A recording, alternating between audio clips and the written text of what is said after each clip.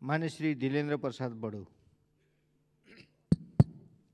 सम्मानित सभामुख महोदय, डाक्टर केसी को निरन्तर अनसनको मूल उद्देश्य शिक्षा र स्वास्थ्य सेवालाई गुणस्तरीय बनाउनु र काठमाडौँ उपत्यका बाहिर पनि सर्वसाधारण जनतालाई उक्त सेवा सर्वसुलभ बनाउनु पर्ने अत्यन्त जायज र जनपक्षीय मागहरूप्रति वर्तमान समाजवाद उन्मुख सरकारको असहमति हुनुपर्ने स्पष्ट कारण संसदलाई जानकारी चाहियो।